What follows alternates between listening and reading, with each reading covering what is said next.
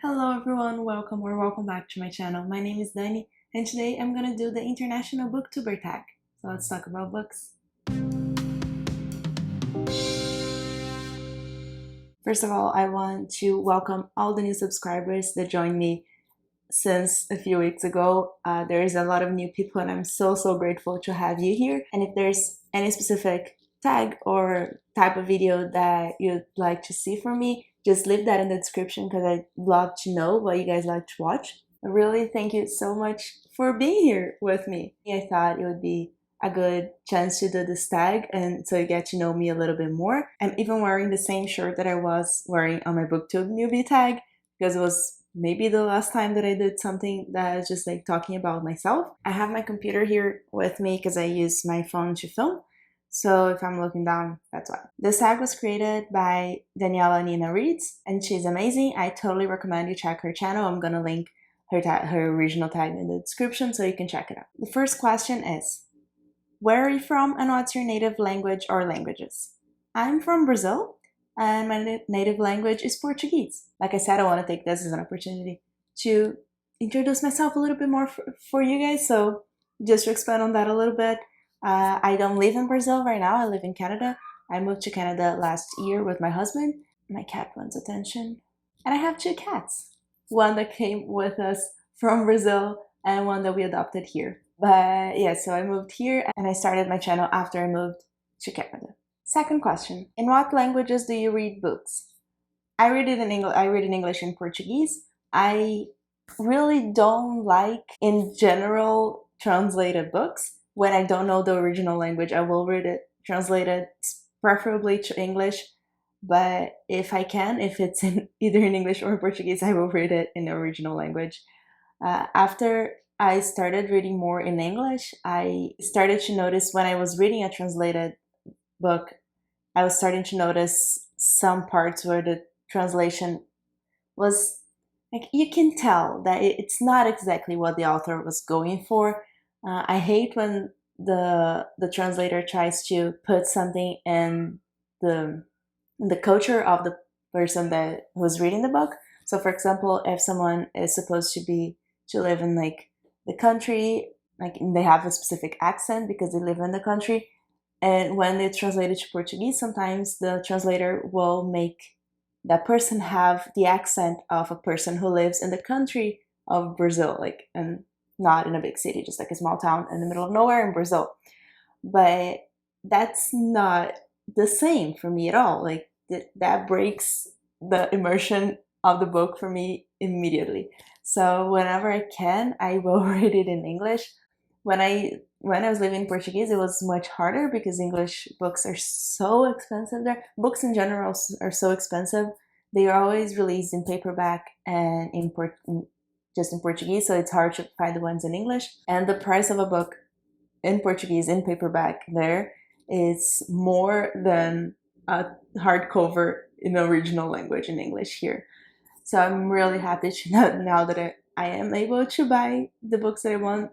Doesn't matter if it's paperback or hardcover, but like I'm able to buy the ones that I actually want to read, and they're not super expensive. But if you watch my book haul from when I went to Brazil, that I brought about 50 books.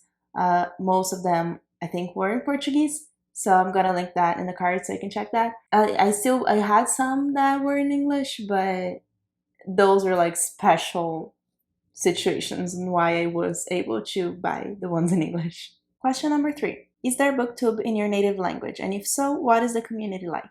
There's a big booktube community in Portuguese in Brazil, and there's a big bookstagram community in Brazil as well. I started watching booktube with Brazilian creators. There was a time where I just did not really engage with YouTube in general. I was really worried I would just like fall into a rabbit hole and never get out of it. I would say that happened, but I'm not mad about it. But I started to watch content creators from Brazil, booktubers from Brazil, and I started to follow their bookstagrams as well. And I started a bookstagram in Portuguese. I still have it. Now it's half English, half Portuguese. I always write in both languages there. So be sure to check my bookstagram. And check my Twitter also, because I don't have 1,000 subscribers yet on YouTube. So every time I need to do some announcement or talk about something about YouTube, I will post that on Twitter. So be sure to check that out too. But yes, I started watching Brazilian booktubers and following Brazilian bookstagrammers. And it's a very big community. It's an awesome community. I still watch a lot of it. And if you speak Portuguese, I would totally recommend that you follow some of them as well. Just let me know and I will recommend my favorites. But yeah, after a little bit, I started to watch international or American booktubers, and we got here. Question number 4. If there is a booktube community in your native language, why did you decide to join the international one? Like I said, I prefer to read books in English most of the time. So it's easier for me to talk about the books in English than just try to translate what I read in English to Portuguese. And also I just wanted to connect to more people. I started to watch a lot of smaller booktubers, international or American booktubers, that I wanted to be able to talk to them and connect with them. So I decided to do it in English. I also had that in my mind that if I was talking a lot about books that are not available in Brazil, people wouldn't be that interested in it. Because if I'm talking, like I'm saying all this praise about a book that might never be translated to Portuguese, what do they care, right? So I thought I would just stick to English, and that's what I did. In the beginning, I had this idea of having like one video a week or one video a month in Portuguese for Brazilians, but that doesn't really work out, I don't think, in YouTube, because who would follow me for just one video a month and not be able to watch all the other videos if they don't understand English? So what I do now is that all my YouTube content is in English and all my Instagram videos are in Portuguese. So I'll create unboxings on Instagram in Portuguese, because I know a big group of people who really love to watch it. And I have so much fun doing that for Brazilians, because I still like to connect to that community. So my Instagram posts are in both languages, but usually my videos on my stories or my IGTV are all in Portuguese. Question number 5. Are there any struggles or challenges for you as a non-native English speaker? As you can already tell, yes. Actually, I thought it would be harder than it is. I still stumble on many words that I can't say exactly right. So there's a lot of editing that goes on these videos. But I think that's mostly because I'm used to talking really fast and it's not my native language. So why am I talking really fast? I don't know. But that's how it happens. So every time like I don't remember a word or I just say a word wrong, it just gets all messy. So I have to say it again. The solution would be to just speak slower, but it's just really hard for me, as you can see right now. Question number 6. How do you get hold of English books? Like I said, now I'm living in Canada, so it's not that hard. I buy a lot of secondhand books. Oh my god, it's so great, because in Brazil, of course, all the secondhand bookstores had books in Portuguese, and now they have books in English, and they are so cheap. And library sales, oh my god, I love library sales. I just want everything to open again so I can go to a library sale. A lot of the books that I have here are from library sales. I buy a lot of books from Indigo, Book Depository when I want the specific UK edition. But just living here, of course, opens so many more possibilities and opportunities for me to get books. And I'm so happy about it. When I was in Brazil, I would buy, I don't think Book Depository was delivering to Brazil the time I was living there. No one was talking about it. But I would just buy on Amazon or just the bookstore's websites, because they usually didn't have them on the store. So that's how I did it. But like I said, very, very expensive. Question number 7. What is the best thing about being part of the international community? And you can answer in your native language and add subtitles if you want to. Why is this so awkward for everyone? Para mim, a melhor parte de fazer parte da comunidade internacional é realmente poder conectar com pessoas do mundo todo. Eu conheci tanta gente, eu posso conversar com tanta gente desde que eu comecei o meu canal, que eu nunca imaginaria. Então é meio que o que eu falei de por que eu resolvi fazer isso em inglês, para poder conversar com pessoas do mundo todo e poder realmente gerar conteúdo para muita gente. Question number 8. Do you watch other international booktube channels?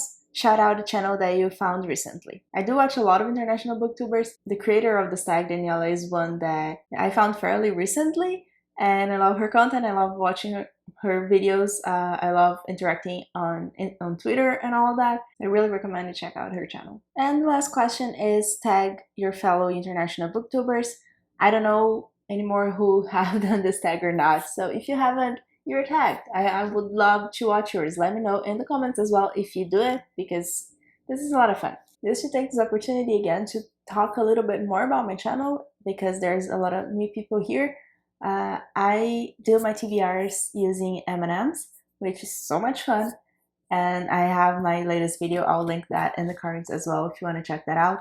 It's a little bit of a different one because I'm kind of in a mood reading flow, so I don't know how much of that I'm going to actually get to, although I did already read one of the books that the M&ms chose for me. And I also have a series that I just started. I'm gonna film the second one soon, which I call Owlcrate Book and Box. I subscribe to Owlcrate, and every month I want to review the book that Owlcrate sent and also show you the box that either came with it or the next box with the next book. So be sure to subscribe if you're not yet. Enjoy this small family of book lovers. And again, remember to follow me on Instagram, Twitter, and Goodreads. Everything is in the description of this video. And leave a comment to tell me what you want to see more from me, what kind of videos you like to watch. I am planning maybe to film a vlog for the Hogsmeade mini magical readathon week. I filmed a few vlogs before. None of them were ever uploaded because I always hate them, but we'll see what happens on that one. I really want to focus just on the reading, on the books, and a little bit of what's going on throughout the week, but very minimal, and just kind of like update on how my reading is going for the readathon. And I'll see if that format works better for me, because just talking a lot about my life and filming a lot throughout the day, it's not something that worked in the past, so I'm trying to adapt and see what works better. I also will definitely for sure do the Newt's Magical Readathon in August. I'll link Book Roast's videos about the Magical Readathon because I'm talking a lot about it, so I'll link that in the description because that's my favorite one, and usually it's the only one that I'm successful at. I might try a few readathons in other months, but it's not something that I commit to like I do with the Magical Readathon because it's the one that I have more fun with. I try to post 2 videos a week, usually in the mornings. Just subscribe and hit that bell icon if you want to get the notifications for when I post. That's it. Thank you so much for joining me in this video and in my channel, and I hope you have fun here.